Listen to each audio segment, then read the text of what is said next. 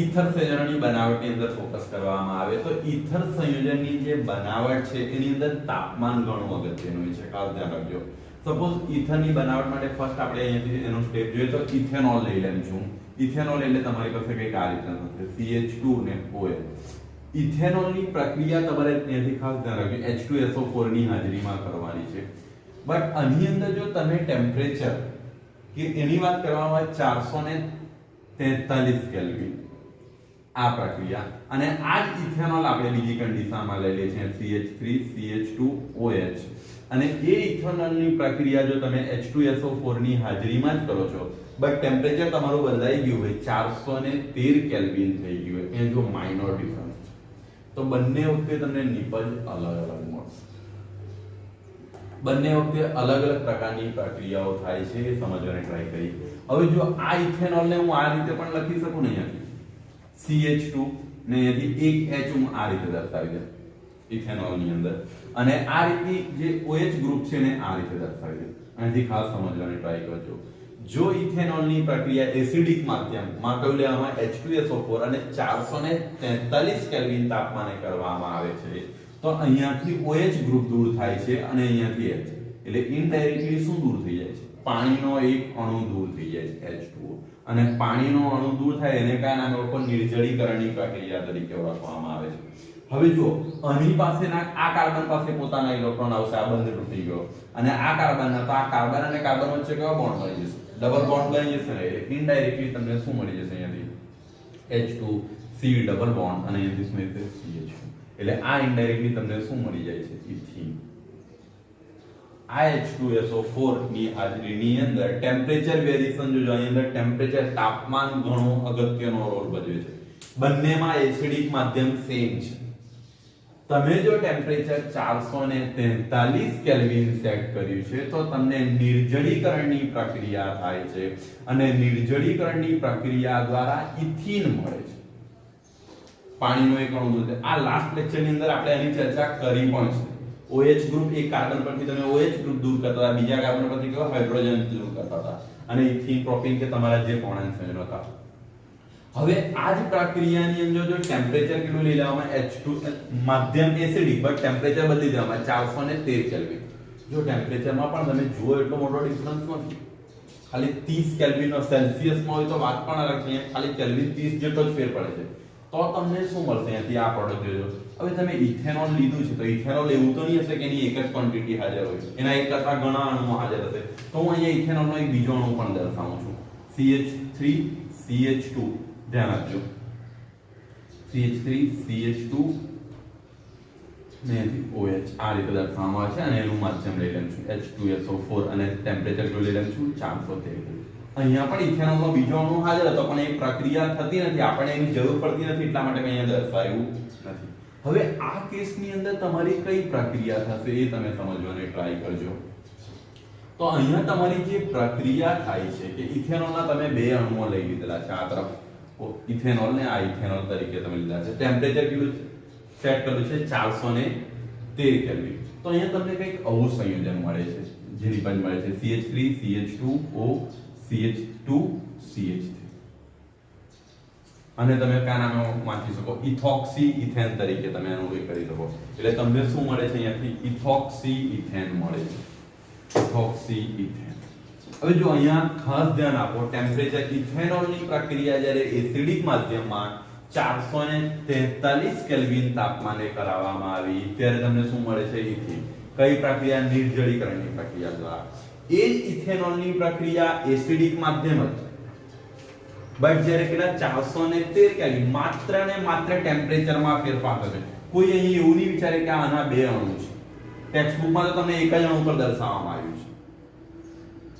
આ તો જસ્ટ મેં તમને સમજાવ્યું છે કે જ્યારે તમે આની પ્રક્રિયા આ તાપમાને કરો છો 413 કેલ્વિન તાપમાને ત્યારે ઇથેનોલના બે અણુઓ જોડાઈને શું થતું હોય છે તમારું ઇથોક્સી ઇથેન મળતું હોય છે. એટલે મેઇન ફોકસ તમારું જો અહીંયા ટેમ્પરેચર પર જ છે. હવે આ પ્રક્રિયા કઈ રીતે થાય છે ને આપણે સમજવાનો પ્રયત્ન કરીએ કે આ પ્રક્રિયા થવા પાછળનું કારણ શું છે અહીંયાથી કે આપણને શું મળતું હોય છે. બંને પ્રક્રિયાની અંદર જુઓ આ પ્રોપીન બનાવવાનો આપણો ટાર્ગેટ નથી કારણ કે આજે આપણે કોની બનાવટ કરવાના છે ઈથરની. એટલે આપણી જે ઈચ્છા હશે એ કઈ પ્રક્રિયા થાય, બીજા નંબરની પ્રક્રિયા થાય એવી ઈચ્છા હશે. એટલે તમારે જો ઈથરની બનાવટ કરવી હશે તો ઇથેનોલ કે તમે બીજું કોઈ પણ આલ્કોહોલ લીધું હશે, આલ્કોહોલની પ્રક્રિયા કોની હાજરીમાં કરાવવાની છે? એસિડિક માધ્યમ. એસિડિક માધ્યમમાં કયું લેવાનું છે? H2SO4 અને ટેમ્પરેચર 413 કેલ્વિન. અહીંયા તાપમાનમાં સેજ પણ તમે બદલાવ કરશો તો પ્રોડક્ટ બીજી જ મળશે. બીજા ઘણા બધા કારણો હશે, હું તમને પાછળથી કેમ બીજું કયું હોઈ શકે, બટ તમારું આ એસિડિક માધ્યમ તો હોવું જ જોઈએ, પણ ટેમ્પરેચર ને ખાસ અહીંયા નોંધજો. સેજ પણ બદલાવ ચાલશે નહીં તો તમને શું મળે છે? ઇથોક્સિથેન. હવે આ જે નિપજ મળે છે એની પાછળનું મિકેનિઝમ શું છે, એટલે ક્રિયાવિધિ કઈ છે કે આ પોઝિશન પર આપણે જઈએ છીએ. તો આ વસ્તુને સમજવાના પ્રયત્ન કરીએ કે આ જ ભાગને હું તમને સમજાવું છું અહીંયાથી કે સપોઝ અહીંયાથી તમે ઇથેનોલ લીધું છે કે કોઈ અહીંયાથી આપણે ઇથેનોલ દર્શાવી દઈએ CH3 CH2 ને અહીંયાથી કયો છે તમારી પાસે OH. આ ઇથેનોલ હશે. હવે તમે જુઓ આ ઓક્સિજન પાસે તમને જુઓ અયુગ્મિત ઇલેક્ટ્રોન હશે. આ સંયોજનની અંદર કોની પાસે અયુગ્મિત ઇલેક્ટ્રોન હશે? ઓક્સિજનની પાસે અયુગ્મિત ઇલેક્ટ્રોન હશે. હવે અહીંયા તમે કયું માધ્યમનો યુઝ કરો છો? એસિડિક માધ્યમ. એસિડિક માધ્યમ એટલે કોણ હાજર હશે? H+ આયનો હાજર હશે. એસિડિક માધ્યમ એટલે કોણ હાજર હશે? H+. હવે આ H+ આયનને કોની જરૂર છે? ઇલેક્ટ્રોનની જરૂર છે, કારણ કે એક પ્રોટોન છે અને ઇલેક્ટ્રોન કોની પાસે હાજર છે? ઓક્સિજનની પાસે. એટલે કોની સાથે જોડાશે?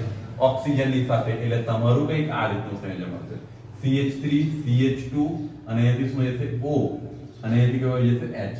હવે જો આની સાથે ઓક્સિજન જોડાય, ઓક્સિજનની સાથે કોણ આવીને જોડાઈ જશે? આ હાઇડ્રોજન આવીને જોડાઈ જશે. હવે જ્યારે હાઇડ્રોજન જોડાય છે તો તેને ઇલેક્ટ્રોન કોણ આપે છે? ઓક્સિજન પોતાના ઇલેક્ટ્રોન આપે છે. એટલે સિમ્પલી વસ્તુ છે કે ઓક્સિજન પર કયો વિદ્યુતભાર આવી જશે? ધન વિદ્યુતભાર આવી જશે. હવે તમે અહીંયા ફોકસ કરવાની ટ્રાય કરો. આ ઓક્સિજન પર ધન વિદ્યુતભાર આવી ગયો, પણ આપણને એક વસ્તુ ફિક્સ ખબર છે, ઓક્સિજનની વિદ્યુત ઋણતા ઘણી વધારે છે. એટલે ઓક્સિજન હંમેશા ઇલેક્ટ્રોનને પોતાની તરફ ખેંચવાની વૃત્તિ ધરાવે છે. બીજી એક વસ્તુ તમે જુઓ, ઓક્સિજને અહીંયા ઇલેક્ટ્રોન પોતાના ઇલેક્ટ્રોન દાન કરી દીધા છે. બીજાના ઇલેક્ટ્રોન ખેંચવાની જગ્યાએ એણે તો પોતાના જ ઇલેક્ટ્રોન દાન કરી દીધા છે. એટલે અહીં પોઝિશન શું થઈ ગયું છે? તો હવે ઓક્સિજનની ઇલેક્ટ્રોન મેળવવાની વૃત્તિ વધી ગઈ છે. સિમ્પલી વસ્તુ સમજો, નોર્મલ અવસ્થામાં પણ ઓક્સિજનની વિદ્યુત ઋણતા વધારે છે એટલે બીજાના ઇલેક્ટ્રોન ખેંચે છે. અને જ્યારે ઓક્સિજને પોતાના જ ઇલેક્ટ્રોન દાન કરી દીધા છે તેની વિદ્યુત ઋણતા પહેલા કરતા અનેક ગણી વધી ગઈ હશે. એટલે હવે ઇલેક્ટ્રોન ખેંચવાનો પ્રયત્ન કરશે. હવે આ બંને તો એના પર ડિપેન્ડ છે, ઓક્સિજન પર, હાઇડ્રોજન. તો એ સિમ્પલી ઇલેક્ટ્રોન એને ક્યાંથી મળી શકે? આ ગ્રુપમાંથી મળી શકે. એટલે એ ગ્રુપના ઇલેક્ટ્રોનને શું કરે છે? પોતાની તરફ ખેંચે છે. અને પોતાની તરફ ખેંચે તો એના બે હાઇડ્રોજનને લઈને એનો એક નાનો મસ્તો પરિવાર બનાવીને છૂટો પડી જશે. અને જ્યારે છૂટો પડે ત્યારે તમારું કયું લિવિંગ ફેમિલી અહીંથી લિવિંગ ગ્રુપ તૈયાર થઈ જાય? H2O. એટલે હવે તમારી પાસે અહીંયાથી જુઓ, આ કાર્બન પરથી ઇલેક્ટ્રોન જાય છે એટલે એના પર કયો ચાર્જ આવી ગયો છે? પોઝિટિવ. આ તરફ સમજવાની ટ્રાય કરજો. CH2 અને અહીંયાથી CH. આના પર કયો હશે? પ્લસ. હવે આ પ્રક્રિયાની અંદર ઇથેનોલનો બીજો અણુ પણ હાજર હશે ને? ઇથેનોલનો બીજો અણુ પણ હાજર હશે. હવે બીજો અણુ હાજર હશે એટલે તમારી પ્રક્રિયા, આની પ્રક્રિયા તમે જો બીજા એની અંદર કરાવો છો. હું આ ભાગને સાફ કરું છું કારણ કે આપણને એની જરૂર નથી. તો જો તમારી પાસે ઇથેનોલનો અહીંયા બીજો એક અણુ હાજર કરવામાં આવે. ઇથેનોલનો બીજો અણુ એટલે કે આ રીતનો હશે, CH3 CH2 અને અહીંયા OH. હવે આ અણુમાં જે ઓક્સિજન છે, ઓક્સિજનની પાસે એક ઇલેક્ટ્રોન હશે કારણ કે આ ઇથેનોલનો બીજો ફ્રેશ અણુ લેવાનો. હવે તમે ધ્યાન આપો, આ જે સંયોજન છે કેટાયન જે છે એ કેટાયનને કોની જરૂર છે? એટલે કે ધન આયન જે બનેલું છે એને પણ ઇલેક્ટ્રોનની જરૂર છે. અને ઇલેક્ટ્રોન કોની પાસે છે? ઓક્સિજનની પાસે છે. આ ઇલેક્ટ્રોન કોની પાસે છે? ઓક્સિજનની પાસે છે. એટલે આ આની સાથે શું કરશે? જોડાવાનો પ્રયત્ન કરશે. ઇથેનોલ એની સાથે જોડાવાનો પ્રયત્ન કરશે. તો સિમ્પલી વસ્તુ અહીંયાથી તમારી પાસે શું પોઝિશન આવી જશે? CH3 અને અહીંયા શું આવી જશે? CH2. આ ઓક્સિજનની સાથે, કારણ કે ઓક્સિજન ઇલેક્ટ્રોન આપે છે એટલે આ ગ્રુપ ઓક્સિજનની સાથે જોડાશે. તો હું હાઇડ્રોજનને આ તરફ દર્શાવી દઉં છું. ઓક્સિજન આ તરફ. અને ઓક્સિજન પોતાના ઇલેક્ટ્રોન અને આપે છે. ખાસ ધ્યાન રાખજો, આ સંયોજનને ઓક્સિજન ઇલેક્ટ્રોન આપે છે એટલે તમારી કંઈક આ CH2 CH3 થઈ ગયું. આ રીતનું છે. ખબર પડી નહીં? હવે ઓક્સિજને પોતાના ઇલેક્ટ્રોન ડોનેટ કર્યા છે એટલે એના પર કયો ચાર્જ આવી જશે? પ્લસ ખબર પડે છે અહીં સુધીનો સ્ટેપ. હવે અહીંયા તમે ધ્યાન આપો તો આ સ્ટેપમાં શું થશે? ઓક્સિજન એ ફરી પાછા જે પોઝિશન અહીંયા હતી તે જ પોઝિશન ઓક્સિજનની અહીંયા હતી.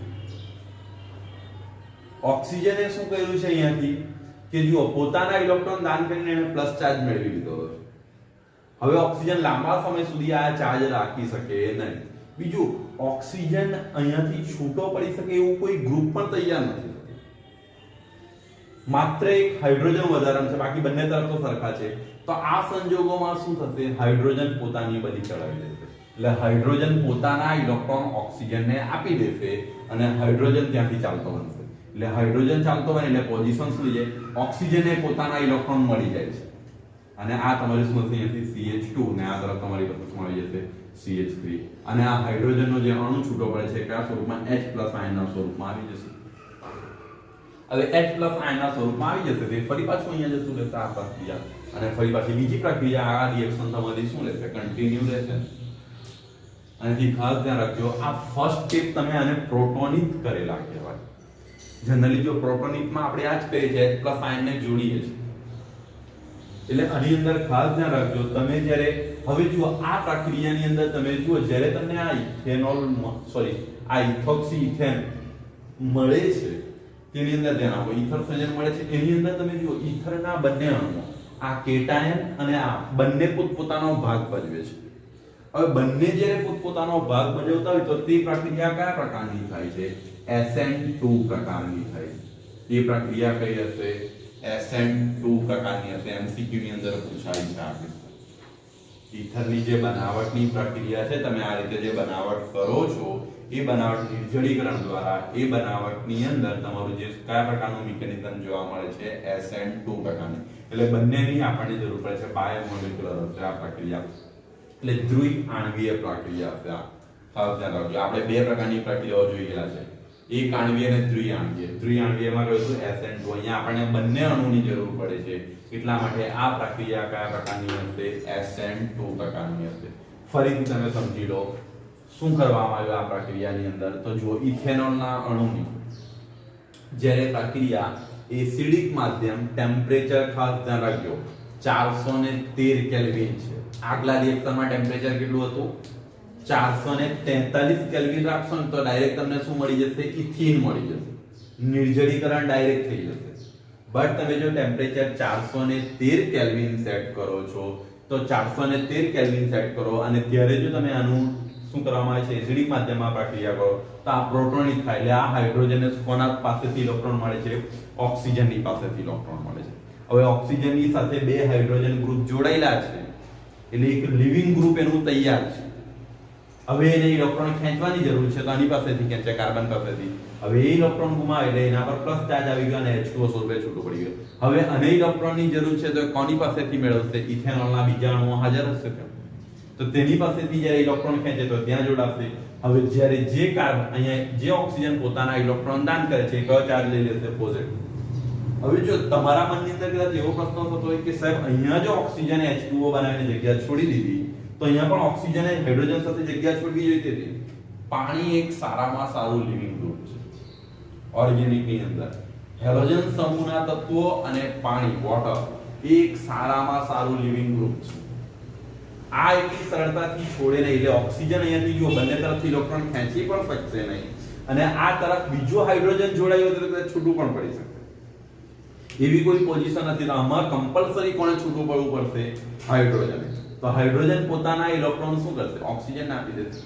અને એમ પણ આને છૂટું જ પડ્યું કારણ કે એને જ્યારે જરૂર હતી ત્યારે સહારો પણ કોણે આપેલો હતો? ઓક્સિજને જ આપેલો હતો.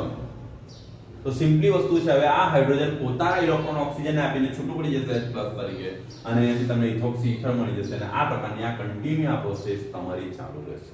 ખબર પડી?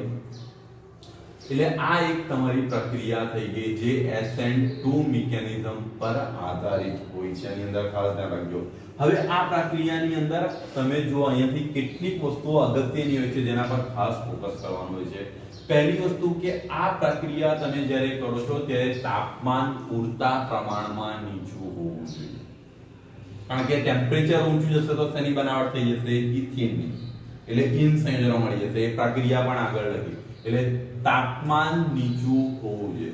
બીજું અહીંયાથી તમે જુઓ કે આ જે સંયોજનો તમે ઇથેનોલ કે આ બીજા કોઈ સંયોજનો લો છો એ સંયોજનોની આજુબાજુ આ જે ક્રિયાશીલ સમૂહ જોડાયેલા હોય ને નાના પ્રમાણમાં હોવા જોઈએ. તો જ તમારું આ ગ્રુપ શું થશે સરળતાથી, કારણ કે આ સિમ્પલી વસ્તુ છે, આના પર એટેક કરશે આ ઓક્સિજન પર. એટલે એની સાથે જોડાયેલા ક્રિયાશીલ ગ્રુપો એટલા મોટા પણ ના હોવા જોઈએ કે જેથી આપણને તકલીફ પડે. એટલે ટૂંકમાં ગીચતા પણ કેવી હોવી જોઈએ, ઓછી હોવી જોઈએ. પોઈન્ટ્સ છે, પોઈન્ટને ખાસ નોંધ કરો. તો પહેલું તો તમને મેં કીધું તેમ કયો ટેમ્પરેચર હોવું જોઈએ, તાપમાન પૂરતા પ્રમાણમાં નીચું હોવું જોઈએ, તાપમાન પૂરતું નીચું હોવું જોઈએ. બીજું તમારો આનો જે અવકાશીય અવરોધ એટલે આ જે ગ્રુપો જોડાયેલા છે એ ગ્રુપો પ્રમાણમાં મોટા હોવા જોઈએ નહીં. એટલે અવકાશીય અવરોધ પણ તમારો કેવો હોવો જોઈએ, પ્રમાણમાં ઘણો ઓછો છે. આલ્કાઇલ સમૂહ જે છે તે લખી દો. આલ્કાઇલ સમૂહનો અવકાશીય અવરોધ પણ તમારો કેવો હોવો જોઈએ, પૂરતા પ્રમાણમાં ઓછો હોવો જોઈએ. એટલે પૂરતા પ્રમાણમાં ઓછો હોય તો દ્વિતીયક અને તૃતીયક પ્રકારના હશે તો આ પ્રકારની પ્રક્રિયા જનરલી ફોલો કરશે નહીં. પ્રાથમિકમાં આ પ્રક્રિયા તમને શું થતી હોય છે, સરળતાથી થતી જોવા મળે છે. કારણ કે દ્વિતીયક અને તૃતીયક હશે તો એની અંદર શું હશે, બંને તરફથી જોડાયેલા હશે આલ્કાઇલ સમૂહ. એટલે આટલી કન્ડિશનને તમારે જનરલી ફોલો કરવું પડે. એવું નથી કે એની અંદર પ્રક્રિયા થશે જ નહીં, પણ પછી તમારે કન્ડિશન વધારે ક્રિટિકલ લઈ જવી પડે. એટલે બેટર આ પ્રાથમિક પ્રકારના આલ્કોહોલ હશે તેની અંદર આ પ્રક્રિયા તમને સરળતાથી જોવા મળે છે. ઈથરની આ નિર્જળીકરણ એટલે આલ્કોહોલના નિર્જળીકરણ દ્વારા ઈથરની બનાવટની આ જે મેથડ હતી એ કમ્પ્લીટ ખબર પડી છે. ઈથરની બનાવટની આ નેક્સ્ટ મેથડ છે વિલિયમસનની. હવે જો આ વસ્તુની અંદર ખાસ ધ્યાન રાખજો, આ એક નામવાળી પ્રક્રિયા છે અને મેં તમને પહેલા જ કીધું છે ઓર્ગેનિકની અંદર કોઈ નામ પરથી કોઈ પ્રક્રિયા આવતી હોય છે તે ઓટોમેટિક આઈએમપી જોડી છે આપણી પરીક્ષાની અંદર.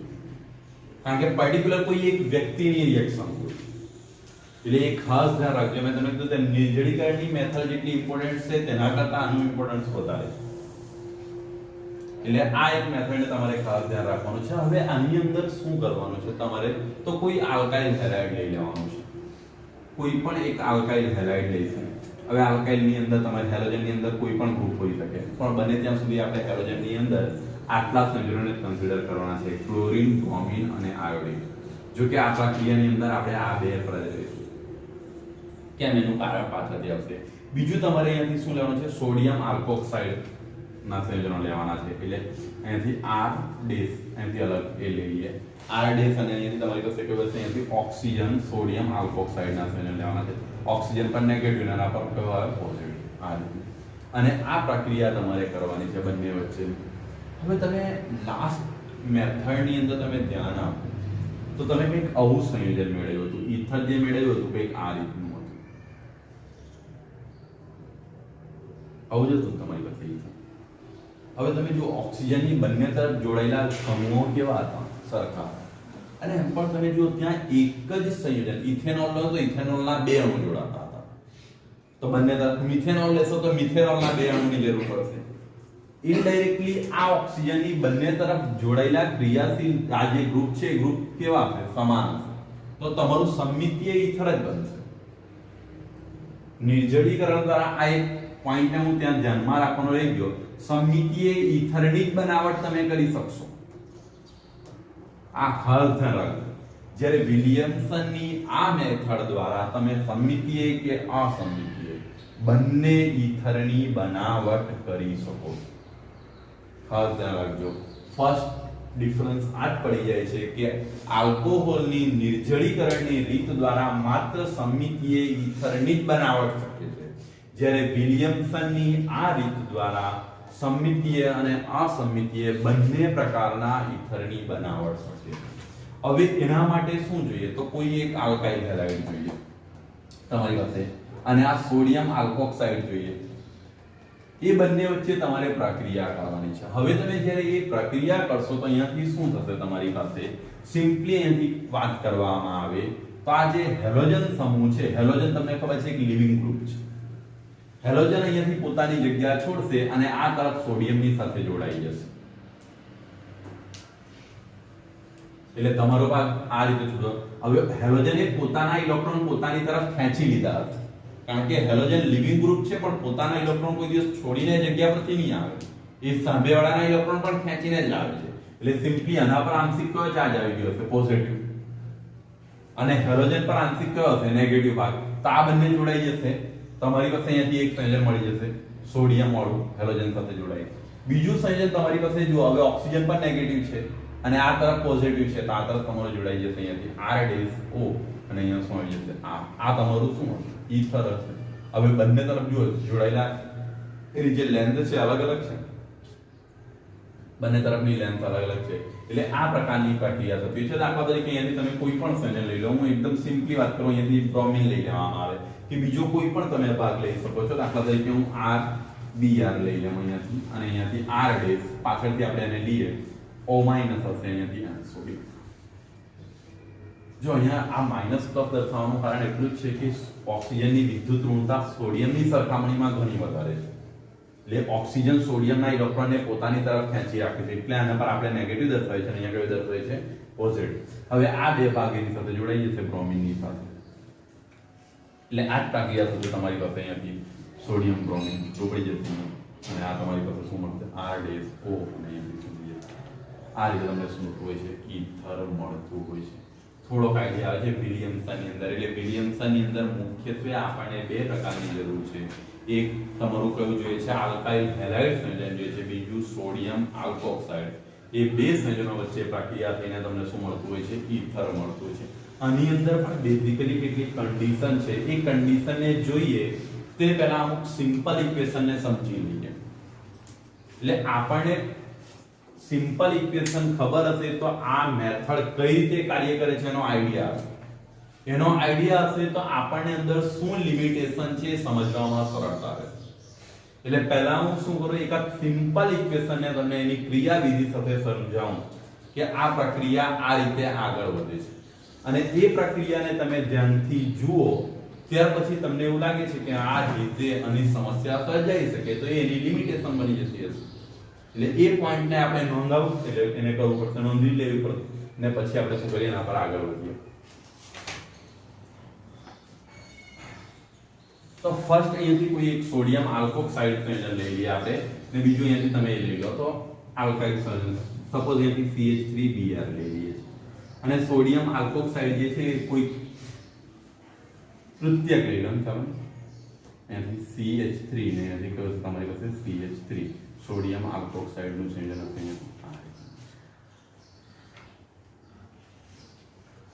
હવે તમે જુઓ આ પ્રક્રિયાને અહીંયાથી કરંટ આવે કે માઈનસ અહીંયાથી કયો હશે આનો પ્લસ હવે અહીંયાથી તમે જુઓ કોની વિદ્યુત ઋણતા અહીંયાથી વધારે હશે ઓક્સિજનની બ્રોમિનની વિદ્યુત ઋણતા વધારે એટલે આના પર માઈનસ હશે અને આના પર શું હશે પ્લસ બ્રોમિન પોતાના ઇલેક્ટ્રોન લઈને છૂટું પડશે એ કોની સાથે જોડાશે અહીંયાથી સોડિયમની સાથે જોડાઈ જશે તો અહીંયાથી તમારી પાસે કયો આવી જશે NaBr આ સંયોજન છૂટું પડી જશે હવે જુઓ અહીંયાથી આ જે CH3 છે એ ઇનડાયરેક્ટલી કોના પર આવશે આના પર આવીને જોડાવાની ટ્રાય કરશે CH3 તમારું આ ગ્રુપ પર આવીને જોડાશે એટલે જુઓ તમારી જે પ્રક્રિયા થશે એ કઈ રીતની થશે તો જુઓ CH3 અને તમે જો આ તરફ લખો CH3 C ને અહીંયાથી શું હશે CH3 ને આ તરફ CH3 અહીંયા ઓક્સિજન હતું ને આ તરફ કોઈ આવી ગયું આ પ્રકારનું આવી જનરલી આ રીતની પ્રક્રિયા થશે હવે અહીંયાથી તમે ધ્યાન આપો તો આ જે એટેક છે ઇનડાયરેક્ટલી ખાસ ધ્યાન રાખજો આમાંથી બ્રોમિન છૂટું પડે છે ને બે પ્રકારની પ્રક્રિયાઓ તમને ધ્યાન હોવી જોઈએ બે પ્રક્રિયાઓનો તમને યાદ કરાવવાની ટ્રાય કરું છું એક વિસ્થાપનની પ્રક્રિયા અને બીજી પ્રક્રિયા છે વિલોપનની પ્રક્રિયા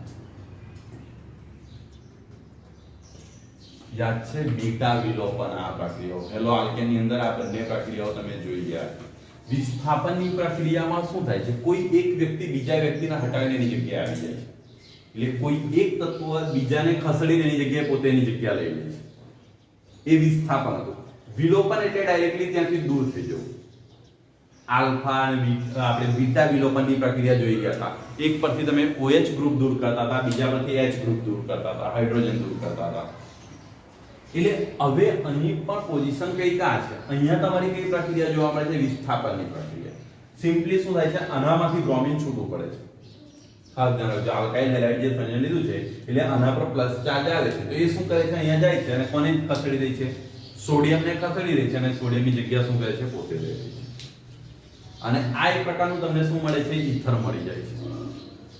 હવે તમે અહીંયાથી ધ્યાન આપવાની ટ્રાય કરો કે આ જે તમને ઈથરનું સંયોજન મળી ગયું છે એની જગ્યાએ જો આ જે સંયોજન છે આ તૃતીયક પ્રકારનું હશે કે બીજા કોઈ પ્રકારનું હશે, એનાથી દાખલા તરીકે આ રીતનું સંયોજન લેવામાં આવ્યું તો તમારી પાસે CH3 આ રીતના જો સંયોજન લેવામાં આવ્યું તો અહીંથી આ પણ થઈ જવામાં આવ્યું।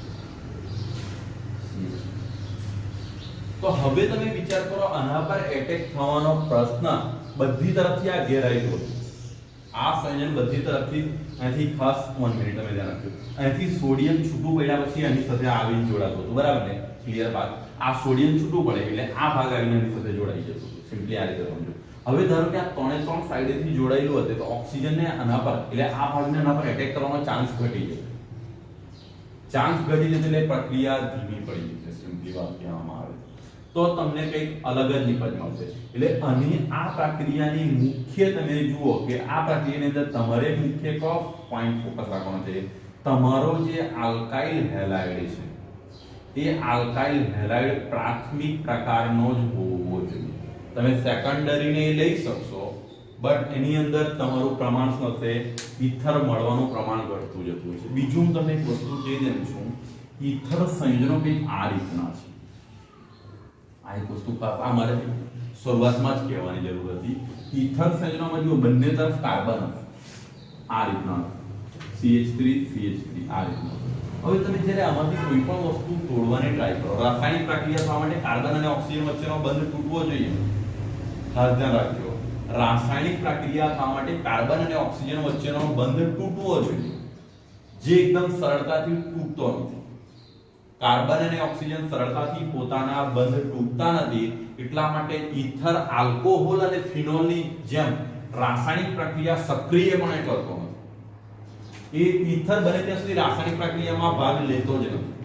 તમે ને ખાસ ક્રિટિકલ કન્ડિશન લાવો તો જ આ વસ્તુ જોવા મળે છે, એટલે ખાસ ધ્યાન રાખજો, ઈથર એ બને ત્યાં સુધી નિષ્ક્રિય છે। આ તમારો જ્યારે ટોપિક સ્ટાર્ટ કરેલો છે ને તેની અંદર જ લખ્યું છે કે ઈથર સંયોજનો સામાન્ય અવસ્થામાં રાસાયણિક પ્રક્રિયા દર્શાવતા નથી, એના માટે તમારે ખાસ ટેમ્પરેચરે જોવું પડે।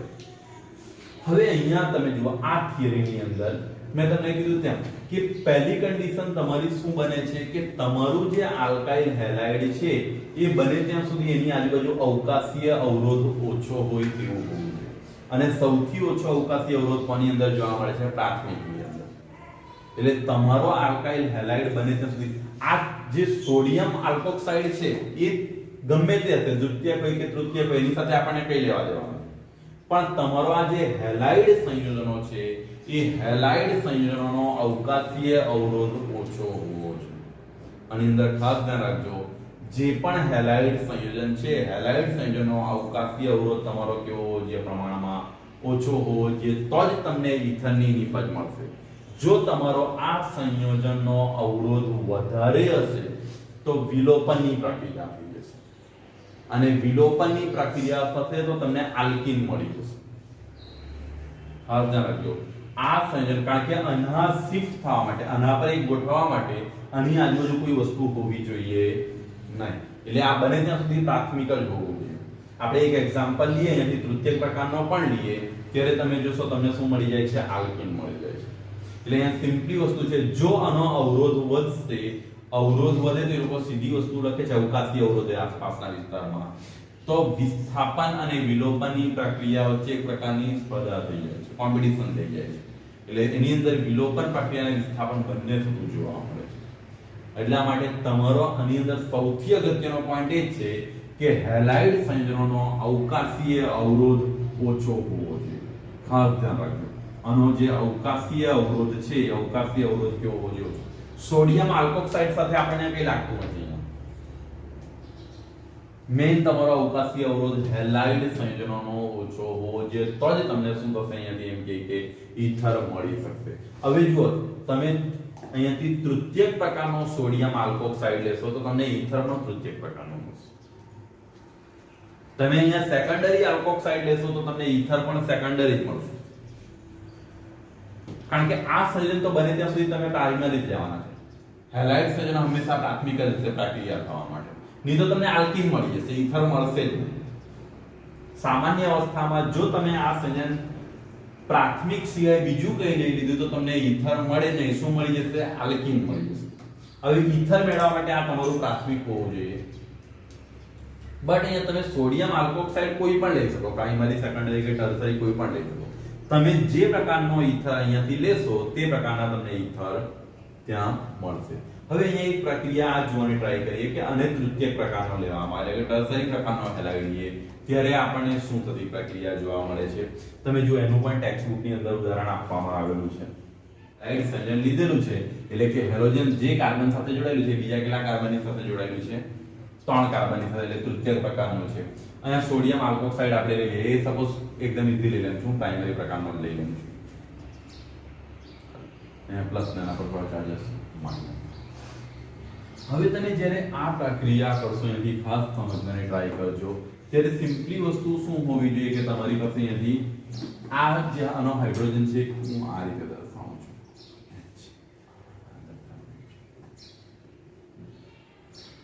આ રીતે દર્શાવવામાં આવે છે. તો હવે તમે જ્યારે આ પ્રકારની પ્રક્રિયાઓની અંદર તમે ધ્યાન આપવાનું, બાકીના બધા કાર્બન આપણે કમ્પ્લીટ દર્શાવેલા છે.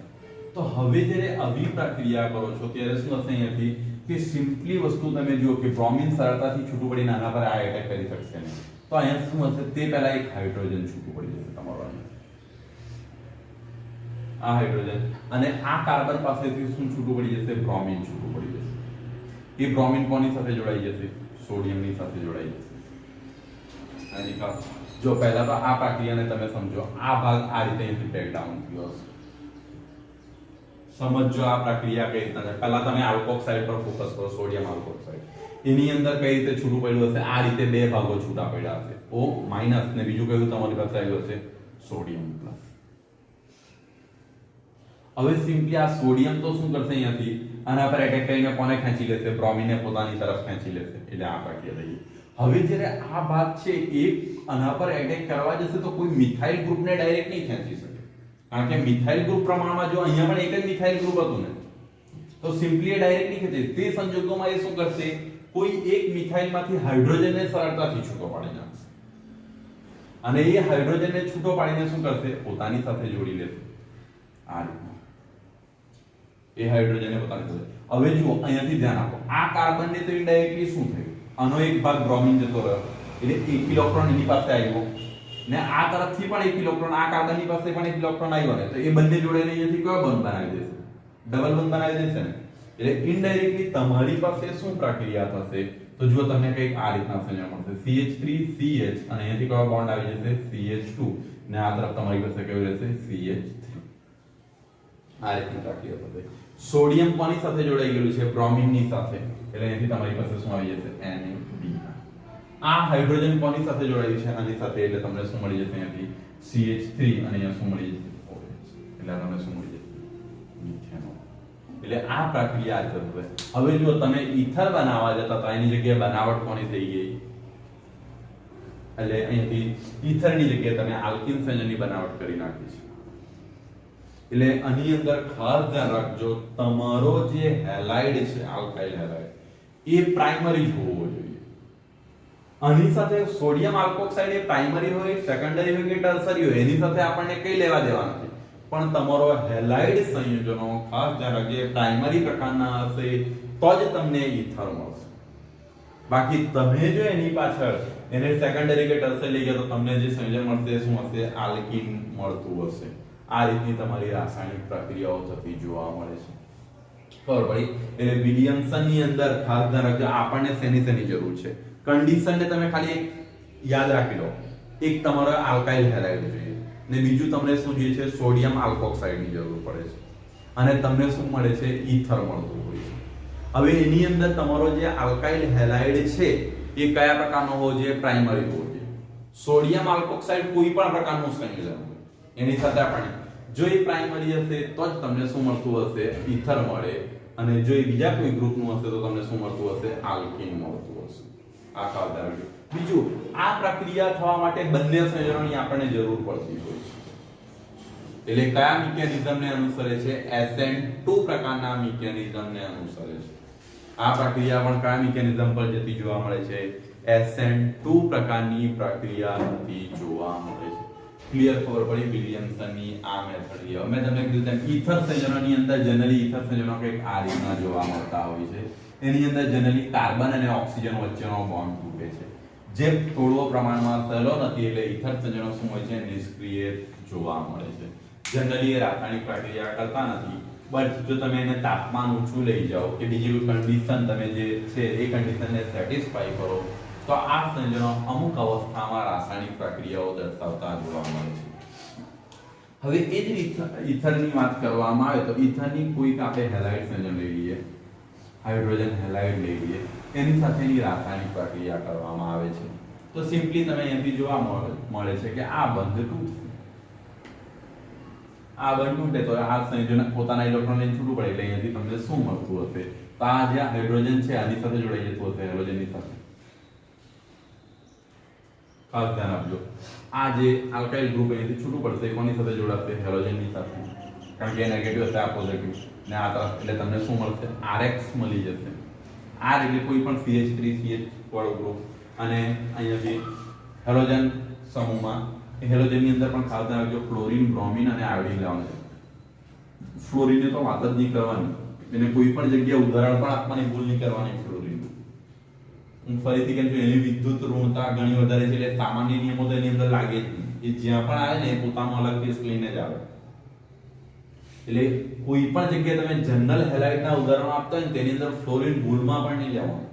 બની શકે કદાચ રાસાયણિક પ્રક્રિયા એ રીતે થતી પણ હોય, પણ 99% કેસમાં તો કોમન અવસ્થામાં જાય છે, એકદમ સ્પેશિયલ તરીકે જ કામ કરે. એટલે એની પ્રક્રિયા જ્યાં પણ યાદ આવે ત્યાં એને એકદમ બરાબર વ્યવસ્થિત બોક્સ બનાવીને યાદ જ રાખી લેવાની. હવે જો અહીંયા હેલાઇડની અંદર પણ મેં તમને કીધું તેમ ક્લોરીન, બ્રોમિન અને આયોડિન હોઈ શકે છે. એની જ્યારે પ્રક્રિયા કરો છો ત્યારે Rx અને આ તરફ તમને શું મળતું હશે, કોઈ એક આલ્કોહોલ મળતું હશે. હવે એ આલ્કોહોલ સમૂહની પ્રક્રિયા જ્યારે બીજા હેલાઇડ સાથે કરવામાં આવે છે તો સિમ્પલી એ જ પ્રક્રિયા થશે. આ ભાગ છૂટો પડશે તો Rx અહીંયાથી મળી જશે, એટલે તમને શું મળશે, અહીંયાથી Rx આ રીતે મળતું હશે, અને OH ગ્રુપ આની સાથે જોડાઈ જશે, એટલે શું બનતું હશે, H2O. ઇનડાયરેક્ટલી તમે જુઓ પાણીનો એક અણુ દૂર થઈ જશે. આ રાસાયણિક પ્રક્રિયાને જો હું ઓવરઓલ ટોટલ કરીને લખવાનો પ્રયત્ન કરું તો મને શું જોવા મળે છે, તમે જુઓ આ આલ્કોહોલ અને આ આલ્કોહોલ બંને સાઈડે આવશે એટલે કેન્સલ થઈ જશે. તો હવે જો આ રાસાયણિક પ્રક્રિયાને હું લખું તો મને કંઈક આ રીતે જોવા મળે છે. અહીંયા આ હેલાઇડ સંયોજનો કેટલા છે, 2 વખત છે ને, એટલે 2 ટાઈમ HX આવી જશે, એટલે અહીંયા શું આવી જાય 2Rx અને અહીંયા શું થઈ જશે, H2O. આ તમારી વાસ્તવિક મિકેનિઝમ છે. હા, ધ્યાન રાખજો, ટેક્સ્ટબુકમાં ભલે લોકો આ પ્રક્રિયાને 2 ભાગમાં દર્શાવે છે, વાસ્તવિક પ્રક્રિયા આ થતી જોવા મળે છે. એ લોકોએ આ 2 પ્રક્રિયા લખી છે, પણ તમારી વાસ્તવિકપણે થતી પ્રક્રિયા આ છે કે તમને જે સંયોજનો મળતા હોય છે, આલ્કો ઈથર સંયોજનની જે પ્રક્રિયા છે અને જ્યારે હેલાઇડ સાથે કરવામાં આવે છે, હાઇડ્રોજન હેલાઇડ સાથે કરવામાં આવે છે, ત્યારે તમે જુઓ અહીંયાથી હેલો આલ્કેન પ્રકારના સંયોજનો શું થાય છે, તમને મળતા હોય છે, અને પાણીના અણુ શું થતા હોય છે, દૂર થતા જોવા મળે છે.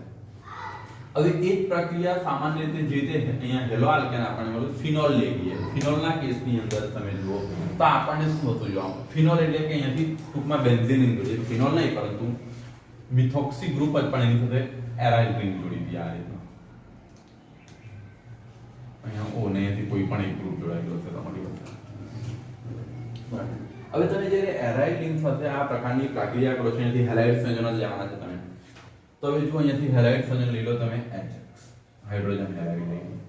હવે સિમ્પલી અહીંયાથી તમે ધ્યાન આપો, અહીંયા આપણી પાસે તોડવા માટે 2 બંધો છે, અહીંયા પણ કાર્બન હશે, જો ખાસ ધ્યાન આપજો. ઈથરની અંદર આ તરફ પણ કાર્બન હશે ને આ તરફ પણ કાર્બન જ હશે બંધ તોડવા માટે. બટ હવે પ્રશ્ન એ થાય કયો બંધ તૂટશે, તો જો સિમ્પલી તમને આ એક ખબર છે કે બેન્ઝીન રિંગ રેઝોનન્સ ધરાવે છે, અને બીજું અહીંયા આંશિક કયા બંધની હાજરી છે, દ્વિબંધની હાજરી છે.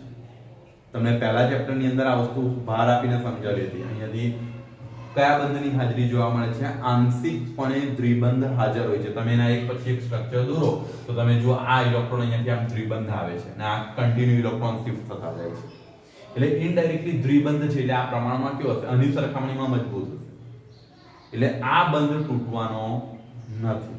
તો તૂટશે કયો બંધ, આ બંધ તૂટશે. હવે એ બંધ તૂટે તો એ હાઇડ્રોજનની સાથે જોડાઈ જશે એટલે અહીંયાથી કયું સંયોજન મળી જશે RX ને આ તરફ આ હાઇડ્રોજન આની સાથે જોડાઈ જશે એટલે આ રીતની પ્રક્રિયા થઈ જશે તમારી. હવે બીજું ફિનોલ પોતે એક સ્થાયી છે. ફિનોલ પોતે એક સ્થાયી, અહીંયા તમને શું મળી ગયું? ફિનોલ સંયોજન મળી ગયું અને ફિનોલ પોતે એક સ્થાયી સંયોજન છે એટલે એ રાસાયણિક પ્રક્રિયાને આગળ જવા દેશે નહીં. એટલે આ પ્રક્રિયા તમારી આ કેસમાં અહીંયા જ અટકી જશે. આ પ્રકારની ખાસ ધ્યાન રાખજો. હવે જો આ પ્રકારની રાસાયણિક પ્રક્રિયા થવા માટે તમને મેં કહેવામાં આવ્યું તેમ જે તમે ઈથર સંયોજન લો છો એને હેલાઇડ સાથેની પ્રક્રિયા કરો છો તો કંઈક આ રીતના જોવા મળે છે. પેલામાં ફિનોલ પર ગઈને પ્રક્રિયા અટકી જાય છે. બીજું આ પ્રક્રિયા થવા માટે તમારા આ જે હાઇડ્રોજન હેલાઇડ લેવો છો ને એ હાઇડ્રોજન હેલાઇડ વચ્ચેનો બંધ પણ સરળતાથી તૂટવો જોઈએ. કારણ કે આ બંધ તૂટશે તો આના પર આવી એટેક થશે ને. આ ગ્રુપ તો છૂટું પડતું હશે ને તો સિમ્પલી આ બંધ પણ સરળતાથી તૂટતો હોવો જોઈએ. તો કયા પ્રકારના હેલાઇડમાં આ બંધ સરળતાથી તૂટે છે? તો જો હાઇડ્રોજનની સાથે આયોડીન જોડાયું હશે તો કદની વાત કરો. ત્યાર પછી હાઇડ્રોજનની સાથે કોણ હોઈ શકે? બ્રોમિન. ત્યાર પછી હાઇડ્રોજનની સાથે કોણ હોઈ શકે? ક્લોરીન. યાદ આવે છે થોડું ઘણું? આ હાઇડ્રોજનનું કદ ફિક્સ છે. આ હાઇડ્રોજન સપોઝ હાઇડ્રોજનનું કદ તો ફિક્સ જ છે. હવે જો આમાં સૌથી ઓછું કદ કોનું છે? ક્લોરીનનું. તો ક્લોરીનનું કદ સપોઝ આટલું છે. બ્રોમિનનું કદ એનાથી વધારે છે અને આયોડીનનું કદ એનાથી વધારે છે. હવે બંધ લંબાઈની વાત કરો તો આ રીતની કઈ બંધ લંબાઈ જોવા મળે. કારણ કે જુઓ આ તત્વો કઈક આ રીતના છે હાઇડ્રોજન સમૂહના ફ્લોરીન, ક્લોરીન, બ્રોમિન, આયોડીન આ રીતના છે. સૌથી ઓછું કદ કોનું છે? ફ્લોરીનનું. જો કે ફ્લોરીન તો જનરલી રાસાયણિક પ્રક્રિયા આપશે જ નહીં પણ આના પછીના સંયોજન છે. હવે સૌથી ઓછી બંધ લંબાઈ કોનામાં છે? ક્લોરીનમાં. જ્યારે હાઇડ્રોજનની સાથે ક્લોરીન. અને તમને ખબર છે નાની વસ્તુને તોડવા માટે વધારે ઊર્જાની જરૂર છે. ચોકનો નાનો ટુકડો હોય ને એને તોડવા માટે વધારે ઊર્જા જોઈએ પણ મોટા ટુકડાને સરળતાથી તોડી શકાય. તો કયો બંધ સરળતાથી તૂટશે? હાઇડ્રોજન અને આયોડીન વચ્ચેનો. આ કયો બંધ તૂટશે? હાઇડ્રોજન અને આયોડીન વચ્ચેનો. ત્યાર પછી કોનો તૂટે? બ્રોમિન. ને ત્યાર પછી કોનો તૂટે છે? અહીંયાથી હાઇડ્રોજન ને ક્લોરીન વચ્ચેનો. એટલે તમારી પ્રક્રિયા જો હેલાઇડ સંયોજનની અંદર વાત કરવામાં હાઇડ્રોજન હેલાઇડમાં તો વધારે પ્રક્રિયા કોની સાથે જોવા મળે છે? હાઇડ્રોજન આયોડીન સાથે જોડાઈ હોય તો ત્યાર પછી બ્રોમિન ને પછી કોની સાથે જોડાઈ હોય? ક્લોરીન ની સાથે. બીજી વસ્તુ અહીંથી તમારું ધ્યાન રાખજો કે આ જે પ્રક્રિયા છે આની અંદર પણ તમારો અવકાશીય અવરોધ કેવો હોવો જોઈએ? પ્રમાણમાં ઓછો હોવો જોઈએ. તો તમારું SN2 મિકેનિઝમ ફોલો થશે. એ પ્રક્રિયાને થોડુંક આપણે આગળ સમજીએ. અહીંયા સુધીનો પાઠ તમને ખબર પડી? આ પ્રતિક્રિયાત્મકતા ક્રમનો ખાસ અંડરલાઈન કરી લેજો તમને ટેક્સ્ટબુકની અંદર આપવામાં આવેલું છે.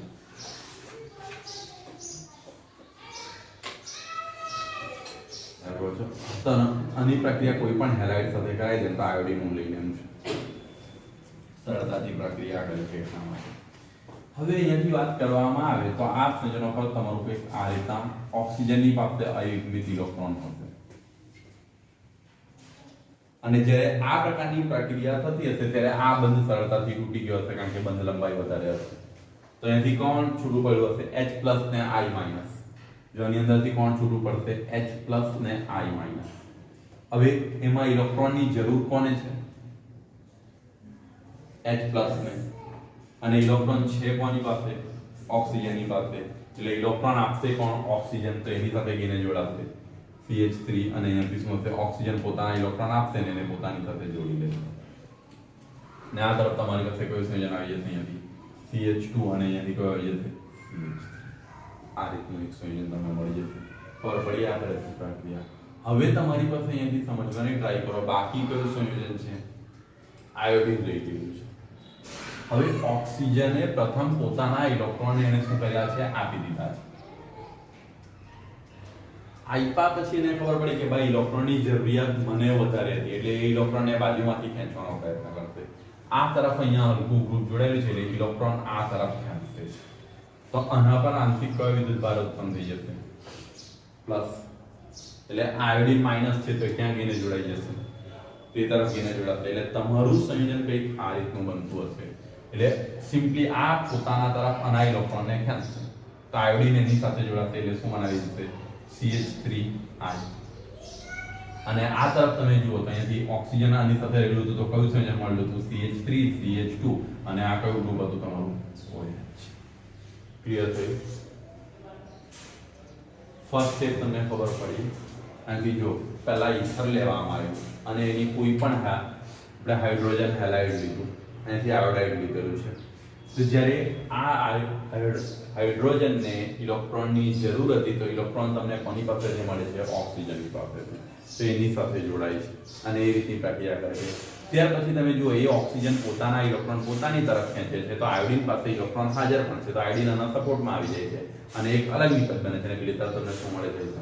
હવે તમે જુઓ આના બીજા અણુઓ પણ અહીંયાથી હાજર હશે ને આ પ્રક્રિયા માટે, HI ના બીજા અણુ. હવે ત્યાં પણ H+ ને I- હશે ને આ રીતે. હવે જુઓ આ ઇથેનોલ જ્યારે બન્યું છે ત્યારે અહીં પાસે પોતાના ઇલેક્ટ્રોન આવી ગયેલા છે આ ઓક્સિજનની પાસે. હવે ઓક્સિજનને આ હાઇડ્રોજનને શેની જરૂર છે? ઇલેક્ટ્રોનની જરૂર છે અને ઇલેક્ટ્રોન કોની પાસે હાજર છે? આ ઇથેનોલની પાસે હાજર છે. એટલે કે આ હાઇડ્રોજન ગઈને એની સાથે જોડાશે. તો જ્યારે એની સાથે જોડાશે ત્યારે તમારી પ્રક્રિયા કઈ રીતની થઈ જશે? CH3 CH2 અને અહીંયા કેવા આવી જશે? ON. નાના પર પ્લસ આવી જશે અને અહીંયાથી કોઈ ગ્રુપ જોડાઈ ગયો છે તમારું. ખબર પડી? હવે તમે ધ્યાન આપો કે આ જે ભાગ છે આની અંદર હવે પિક્ચરમાં તમારું બાકી કોણ રહી ગયું? I-, કારણ કે આનો ઉપયોગ તમે કરી દીધો. તો હવે સિમ્પલી આ એક લિવિંગ ગ્રુપ તૈયાર પણ છે. એટલે H2O તમારું છૂટું પડી જશે અને આના પર નેગેટિવ ચાર્જ આવી ગયો હશે, સોરી આના પર પોઝિટિવ ચાર્જ આવી ગયો હશે, તો આ કોની સાથે અહીંયાથી જોડાઈ જશે? આયોડિન એની સાથે જોડાઈ જશે. એટલે અહીંથી કયો ભાગ છૂટો પડી જશે? તમારો H2O તમારું છૂટું પડે છે અને અહીંયાથી શું હશે? CH3 CH2 અને અહીંયાથી શું જશે? તમે ધ્યાન આપો તો આ સંયોજન તમને બે પ્રકારના મળે.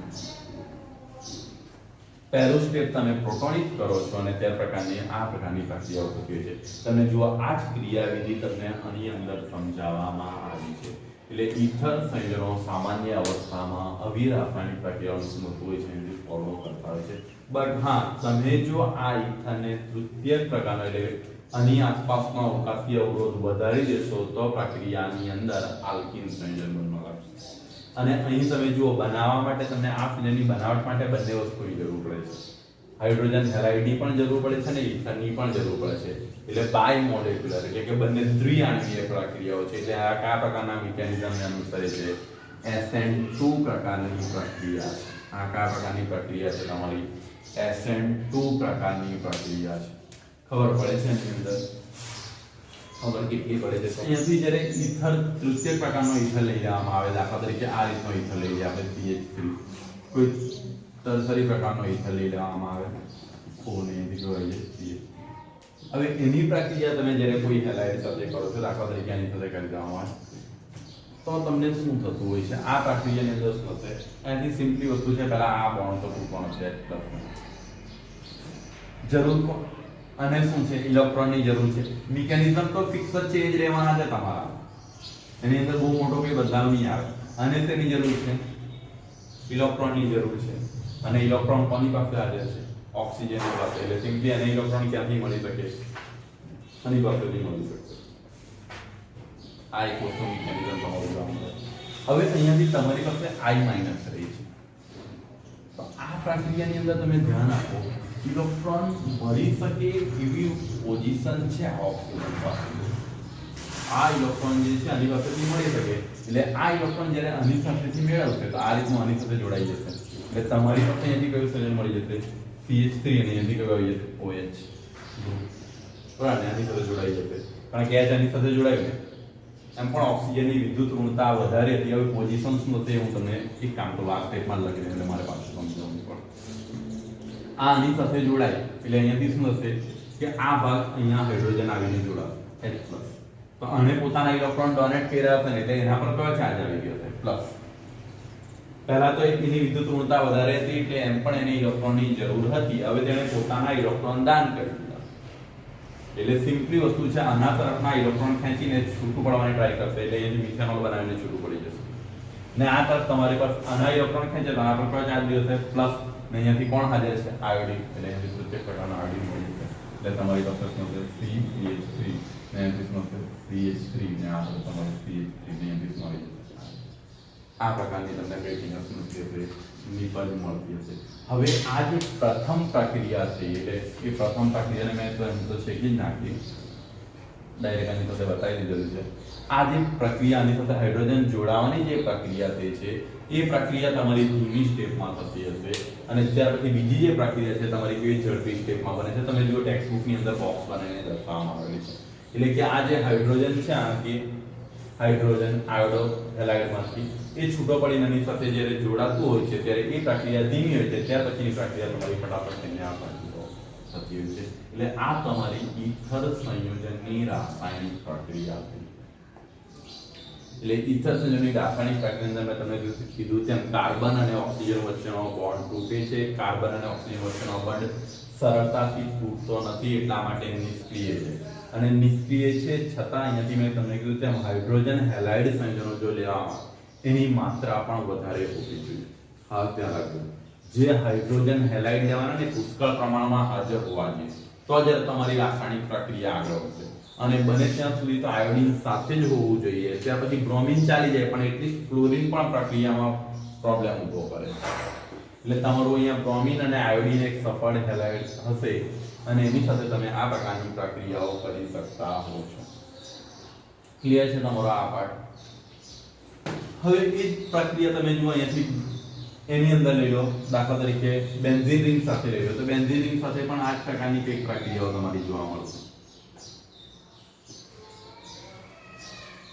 અને તમારી પાસે ઓવન અહીંયાથી શું હશે PH3 અને અહીંયાથી હેલાઇડ સાથેની પ્રક્રિયા લઈ લો.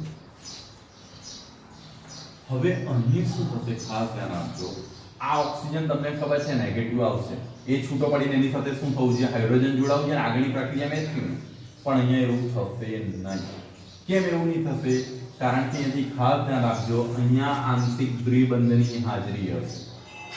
એટલે આ બંધ સરળતાથી તમારો છૂટો પડવાનો નથી. એટલે આ બંધ તમારો તૂટશે. એટલે અહીંયા મિથેનોલ જે રીતે મળી જતું હતું તે રીતે આ તરફ મળવું શક્ય નથી આ પ્રકારના સંયોજનની અંદર, કારણ કે આ બોન્ડ તમારો સરળતાથી તૂટતો નથી. હવે આ બંધ નહીં તૂટે તો તમારો આ બંધ તૂટશે.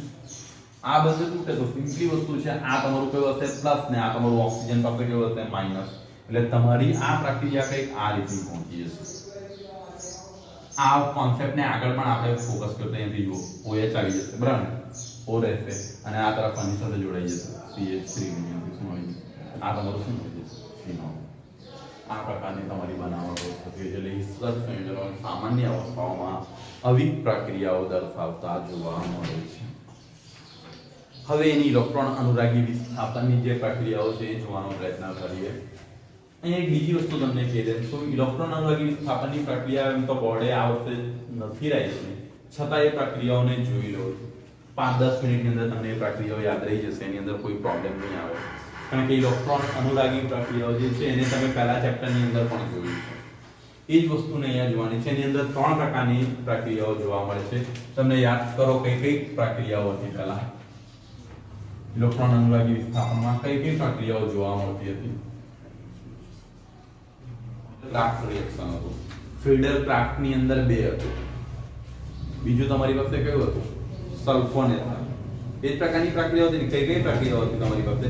હેલોજિનેશન, નાઇટ્રેશન, સલ્ફોનેશન ને ફ્રીડલ ક્રાફ્ટ. ફ્રીડલ ક્રાફ્ટ ની અંદર 2 હતી. અહીંથી ખાસ ધ્યાન રાખજો કે અહીંયાથી સલ્ફોનેશન નથી દર્શાવવામાં આવી, અહીંયા આપણને 3 પ્રક્રિયાઓ દર્શાવવામાં આવી છે તો એને સમજવાની ટ્રાય કરીએ.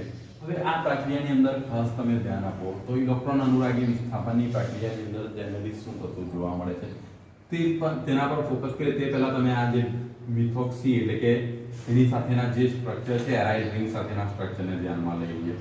આ રીતનું અહીંયા ઇલેક્ટ્રોન કોની પાસે હાજર હોય છે? ઓક્સિજનની પાસે હોય છે.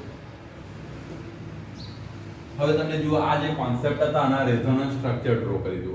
જો અહીંયા બીજું વસ્તુ શું થશે, તમારું જે ઇલેક્ટ્રોન અનુરાગી ગ્રુપ હશે એ આવીને એની કઈ પોઝિશન પર જોડાઈ શકે? તો ક્યાં તો ઓર્થો પોઝિશન પ્રિફર કરી શકે અથવા તો કોઈ તમારી પાસે મેટા અથવા તો પેરા આ પોઝિશન પર જોડાઈ શકે. જો તમે જેની સાથેની પ્રક્રિયા કરતા હશો તેની સાથેની એ પ્રક્રિયા થશે તો તમારી પાસે બે ઓપ્શન છે કે તમારું ઇલેક્ટ્રોન અનુરાગી ગ્રુપ ક્યાં તો ઓર્થો પર આવીને જોડાય, અધરવાઇઝ મેટા, અધરવાઇઝ પેરા. તમારી પાસે તો પણ એ કયા ગ્રુપ પર જોડાશે જ્યાં તમને ઇલેક્ટ્રોન વધારે જોવા મળે, ઇલેક્ટ્રોનની ઇફેક્ટ જોવા મળે. તો ઇલેક્ટ્રોનની ઇફેક્ટને સમજવા માટે તમારે આના રેઝોનન્સ સ્ટ્રક્ચરને ધ્યાનમાં લેવા પડે. હવે રેઝોનન્સ સ્ટ્રક્ચરને ધ્યાનમાં લો છો તો તમને ખબર છે આ ઇલેક્ટ્રોનની પેર અહીંયા ખેંચાઈને આવશે તો અહીંયા કયો બોન્ડ બનશે, દ્વિબંધ, અને એના કારણે આ બંધના ઇલેક્ટ્રોન કયા કાર્બન પર શિફ્ટ થશે, આ કાર્બન પર. એટલે તમારું રેઝોનન્સ કંઈક આ રીતે થતું જોવા મળે. આ તમે જે આગળથી ડ્રો કરતા આવ્યા છે તે જ કોન્સેપ્ટ રહેશે, અહીંયાથી બીજો કોઈ નવો કોન્સેપ્ટ એડ થવાનો અને આના પર શું આવી ગયો હશે અહીંયાથી માઈનસ, બાકીના બંધો સેમ ટુ સેમ ગયા. આ રીતની પોઝિશન હતી તમારી.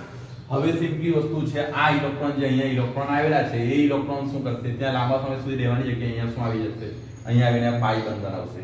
આ પાઈ બંધ બનાવશે તો આના ઇલેક્ટ્રોન કયા કાર્બન પર શિફ્ટ થઈ જશે, આ કાર્બન પર શિફ્ટ થશે. એટલે તમારું સ્ટ્રક્ચર કંઈક આ રીતનું થતું જોવા મળે છે.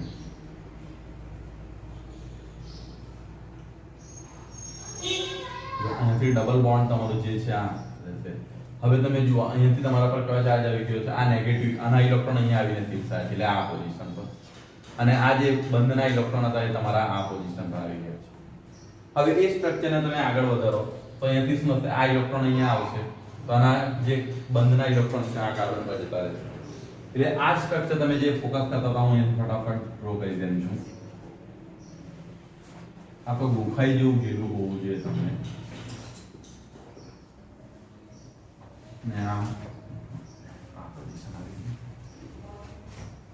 હવે શું થશે, આ જે ઇલેક્ટ્રોન છે આ સાઈડ આવીને બંધ બનાવશે અને આ બંધના ઇલેક્ટ્રોન ફરી પાછા ક્યાં જતા રહે છે, ઓક્સિજન પર જતા રહે છે. એટલે રેઝોનન્સ સ્ટેટ તમારું ફાઇનલી આ રીતના તમે અવસ્થામાં આવ્યું છે. હવે જો આ તરફમાં બંધ અને અહીંયા આ ઇલેક્ટ્રોન અહીંયા આવીને બંધ બનાવ્યા અને ઓક્સિજને પોતાના ઇલેક્ટ્રોન મેળવી લીધા અને આ રીતે. હવે તમે જુઓ અહીંયા જે ડબલ બોન્ડ હતા પાઈ બંધ એ બધાની જગ્યા બદલાઈ ગઈ છે. જુઓ આ એના પડોશી પર શિફ્ટ થઈ ગયેલા છે કાર્બન પર. એટલા માટે જનરલી આપણે જ્યારે બેન્ઝીન રિંગ ડ્રો કરીએ છીએ ને ત્યારે આ રીતે રિંગ સોલ્વ દર્શાવીએ છીએ કે અંદરના જે બંધ છે ને બંધો સતત ફર્યા કરે છે. હવે તમે એ બંધો અંદર ફર્યા કરતા હોય છે તે ધ્યાન આપ્યું. એના પછી તમે જુઓ ઇલેક્ટ્રોન ડેન્સિટી કઈ પોઝિશન પર વધે છે. તો જો આ કાર્બનમાં તમારું ઇલેક્ટ્રોન ડેન્સિટી કઈ પોઝિશન પર આવી, ઓર્થો, સોરી આના પર કઈ પોઝિશન પર આવી, ઓર્થો, આનામાં કઈ પોઝિશન પર આવી, પેરા, અહીંયા કઈ પોઝિશન પર આવી છે, ઓર્થો. એટલે ઇનડાયરેક્ટલી તમારું ઇલેક્ટ્રોન અનુરાગી ગ્રુપ ઓર્થો પર જોડાઈ શકે, અધરવાઇઝ બીજા કયા ગ્રુપ પર જોડાઈ શકે, પેરા પર. એની પાસે બસ હવે તમારે શું કરવાનું છે, જેની સાથે પ્રક્રિયા કરો એમાંથી ઇલેક્ટ્રોન અનુરાગી ગ્રુપને પકડો ને એને ક્યાં જોડી દો, ઓર્થો પર જોડી દો, અને બીજું ક્યાં જોડી દો, પેરા પોઝિશન પર જોડી દો. એ જ તમારું ઇલેક્ટ્રોન અનુરાગી સ્થાપન થશે. ખબર પડે છે એટલે એને ઓર્થો પોઝિશન પર જોડો ને પેરા પોઝિશન પર જોડો. હેલો આલ્કેન ની અંદર પણ આ ટોપિક સેમ ટુ સેમ હતો. હવે અહીંથી અલગ અલગ સંયોજનો લઈએ.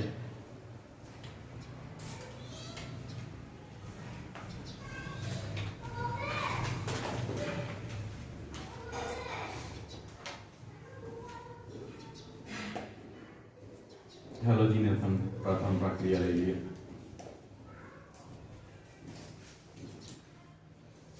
આનું નામ શું છે મને કોઈ કહેશો? એની સોલ્વ પણ એનું આઈપીએસસી નામ છે. હા આની ખબર જોડે મિથોક્સી બેન્ઝીન થઈ જશે ને, શું હશે મિથોક્સી બેન્ઝીન ને એને પ્રચલિત નામ એનું કહ્યું છે એનિસોલ તરીકે ઓળખવામાં આવે છે. એનિસોલ તમને આવડી ગયું પણ આઈપીએસસી નામ નહીં આવડ્યું, ખબર નહીં કેમ. ચાલો પ્રથમ પ્રક્રિયા તમારે કઈ જોવાની છે, હેલોજિનેશનની પ્રક્રિયા જોવાની છે. હવે હેલોજિનેશનની પ્રક્રિયા તમારે ઇથેનોઇક એસિડની હાજરીમાં કરવાની છે. ઇથેનોઇક એસિડ તમારું દ્રાવક તરીકે જોઈશે અને એથી તમે જુઓ જ્યારે એ પ્રક્રિયા તમે કરો છો ત્યારે અહીંયા બ્રોમિન કોઈ એક હેલોજન ફોર્મ લઈ લે બ્રોમિન, તો એ કઈ પોઝિશન પર જોડાઈ શકે, બધા કઈ ફોકસ કરવાના આ બ્રોમિન કઈ પોઝિશન પર જોડાઈ શકે, ઓર્થો અને બીજી કઈ પોઝિશન પર આવી શકે, પેરા. બસ એટલું જોડી જોડાય. હવે એની પાછળના કારણ બારણની કોઈ ચિંતા નહીં કરવાની, કારણ કે હેલો આલ્કેનમાં જોયું હતું. જેને ના ખબર હોય એના વિડિયો જોઈ, એની અંદર આ વસ્તુ ડિટેલમાં બતાવી. એક તમારું ઓર્થો પોઝિશન પર આવશે અને બીજી તમારું કઈ પોઝિશન પર આવી જાય, પેરા પોઝિશન પર આવી જાય. આ તમારી પ્રક્રિયા પતી ગઈ.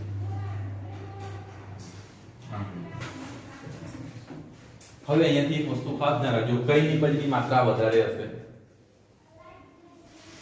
પેરા પોઝિશનની માત્રા વધારે છે. કેમ? કારણ કે અહીંયાથી એક પ્રકારની સમિતિ જોવા મળે છે, એટલે આ વધુ માત્રામાં હશે અને આ તમારી માત્રા કેવી હશે? ઓછા પ્રમાણમાં હશે. આ હેલો આલ્કેનની અંદર, હેલો આલ્કેનની અંદર આ વસ્તુને ત્યાં કીધેલું હતું કે આ જો કે અહીંયા પણ આપણે જોયું કે ઓર્થો અને પેરા પર જ કેમ આવે છે. ત્યાર પછી આ તમારી હેલોજિનેશનની પ્રક્રિયા થઈ ગઈ. બીજું અહીંયાથી એક નાઇટ્રેશનની પ્રક્રિયા પણ જોઈ લો. ત્યાર પછી ફ્રીડલ ક્રાફ્ટ સાથે લઈ લઈશું. હવે જો નાઇટ્રેશનની પ્રક્રિયાની અંદર તમારી પાસે શું થશે? અહીંયાથી તો આ જ ગ્રુપ રહેશે તમારું એની સોલ.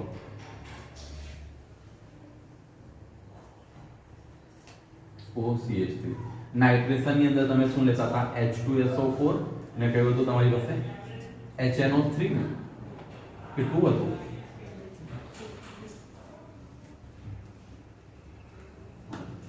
આ તમારી પાસે ગ્રુપ હતું. હવે અહીંયાથી જો આ બંનેમાંથી તમારું જે ગ્રુપ છૂટું પડતું હતું, ઇલેક્ટ્રોન અનુરાગી ગ્રુપ કયું હતું? NO2. બરાબર. તો એક ગ્રુપ તમારું કઈ પોઝિશન પર જોડાશે? ઓર્થો. અને બીજું કઈ પોઝિશન પર આવી જશે? પેરા. ની ખબર પડે તો હેલો આલ્કેન ચેપ્ટરમાં વિડિયો જોજો, આ કયા રીતે મળે છે. મેં તમને ત્યાં ટ્રીક પણ બતાવી છે, આ રીતે યાદ રાખજો. અહીંયા NO2 ગ્રુપ છે તે દિવસે અમુક લોકો રજા પાડી હતી, તે લોકો વિડિયો જોઈ લેજો. કોણે રજા પાડી હતી? તમને ખબર હે ને, અમુક લોકો કીધું.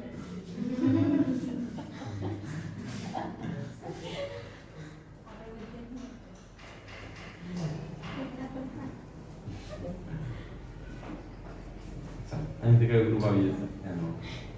બરાબર. આ તમારી કઈ પ્રક્રિયા થઈ ગઈ? હેલોજિનેશનની. ને બીજું કઈ થઈ ગઈ? નાઇટ્રેશનની પ્રક્રિયા થઈ ગઈ. હવે તમારી પાસે ફ્રીડલ ક્રાફ્ટ બાકી છે. ફ્રીડલ ક્રાફ્ટમાં બે પ્રકારની પ્રક્રિયા છે. એક તમારી કઈ છે? CH3Cl સાથે કરાવો છો, CH3COCl સાથે કરાવો છો. એક એસાઇલેશનની પ્રક્રિયા છે. એટલે બંને જોઈએ. આની અંદર ખબર પડી જો જે પણ પ્રક્રિયાઓ છે આની અંદર હવે તમારે જુઓ, હું ડાયરેક્ટ અહીંયાથી બતાવું છું. આ ગ્રુપની અંદર તમારું શું છૂટું પડશે? CH3+. એને ઇલેક્ટ્રોન, કારણ કે આ ક્લોરીન પોતાના ઇલેક્ટ્રોન લઈને છૂટું પડ્યું હશે, તો એ કઈ પોઝિશન પર જોડાશે? એક વખત ઓર્થો પર ને બીજી વખત કઈ પોઝિશન પર આવશે? પેરા પોઝિશન પર. ને આની અંદર તમારું ગ્રુપ કયું હશે? CH3CO. આની અંદર ખાલી એનું નામ એસિટોફિનોન બનશે. એ તમારે થોડું ધ્યાનમાં રાખવું પડશે. બાકીની પ્રક્રિયાઓ તમારી એ જ હશે. ચાલો એને બી જોઈએ. આટલો જ ભાગ સાફ કરું ને.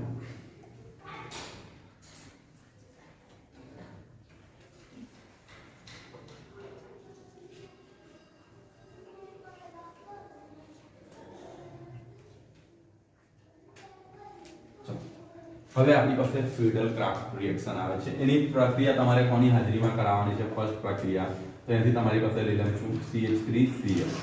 એ પ્રક્રિયા તમારે કોઈ એક ફ્લુઇડ એસિડની હાજરીમાં તો AlCl3 લઈ શકો અથવા FeCl3 પણ તમે લઈ શકો છો. કોઈ પણ પ્રક્રિયા લઈ લો. અને બીજું CH2 ની હાજરી જોઈએ. તમે જ્યારે પ્રક્રિયા કરો છો ત્યારે અહીંયાથી કહું CH3+ આ છૂટું પડશે. એ કઈ પોઝિશન પર જતું રહેશે? એક ઓર્થો પોઝિશન પર જતું રહેશે. બીજું કઈ પોઝિશન પર જતું રહેશે? પેરા પોઝિશન પર. આનું નામકરણ કયું થશે? કોઈ કહેશે તો જુઓ, આ તમારો મિથોક્સી થઈ જશે. ને આ સંયોજનનું નામ છે, યાદ હોય તો CH3 સાથે ટોલ્યુન તરીકે ઓળખવામાં આવે છે, એટલે મિથોક્સી ટોલ્યુન. બરાબર ને? અહીંયાથી ઓર્થો પોઝિશન પર એટલે તમે લખી શકો ઓર્થો. અધરવાઇઝ તમે નંબરિંગ લખીએ છે. IUPAC માં નંબરિંગ મહત્વનું છે, તો 1 ને આ કયું આવી જશે? બરાબર ને? એટલે 2 એટલે તમે આ રીતે પણ એના નામકરણ કરી શકો છો. ચલો હવે અહીંયાથી તમે આ તરફ ધ્યાન આપો. CH3COCl લઈ લો. અહીંયાથી આ ભાગ તમારું માઈનસ તરીકે છૂટું પડશે, તો આ તમારું કયું રહેશે? પ્લસ. પ્રક્રિયા એની હાજરીમાં થશે અને અહીંયાથી શું આવી જશે? CH3CO અને અહીંયાથી શું આવી જશે? CH3 અહીંયાથી શું આવી જશે? આ ભાગને તમે છે ને એસિટોફિનોન તરીકે ઓળખો છો, ખાસ ધ્યાન રાખજો. આ તમારો ભાગ છે એસિટોફિનોન, એટલે આનું નામ શું હશે? મિથોક્સી એસિટોફિનોન. ખબર પડી? આનું નામ મિથોક્સી. ઓર્થો ને પેલા પર કયું આવી જશે? પેરા. એ રીતે તમે એનું શું કરી શકો છો? નામકરણ કરી શકતા હો છો. એટલે આનું ઓર્થો આવી જશે અને પેલામાં પેરા પોઝિશન આવશે. આ તમારું શું થઈ ગયું? ફ્રીડલ ક્રાફ્ટ રિએક્શન થઈ ગઈ. એટલે ઇલેક્ટ્રોન અનુરાગી વિસ્થાપનની અંદર ટોટલ આપણને 4 પ્રકારની પ્રક્રિયાઓ જોવા મળે છે. અહીં સલ્ફોનેશનની આપી હતી. એટલે જો આપણે એક પ્રક્રિયા, પહેલી પ્રક્રિયા હેલોજિનેશન હતી, બીજી નાઇટ્રેશન હતી અને ત્રીજું ફ્રીડલ-ક્રાફ્ટ. ફ્રીડલ-ક્રાફ્ટની અંદર બે રિએક્શન આવે છે. આ પ્રક્રિયાઓ દરેક ચેપ્ટરમાં આવતી હોય છે, એટલા માટે મેં પહેલા ચેપ્ટરમાં પણ આ સમજાવ્યું હતું. પહેલા ચેપ્ટરમાં ડિટેલમાં સમજાવી, અહીંયા ઉપરથી જોઈ લીધું એટલે તમે તેની તૈયારી કરજો. અહીંયા આપણું આ ચેપ્ટર નંબર જે 2 હતું ઓર્ગેનિક કેમિસ્ટ્રીનું એ પૂરું થાય છે. હવે આપણે કાલે જોઈએ કયું ચેપ્ટર સ્ટાર્ટ કરીએ.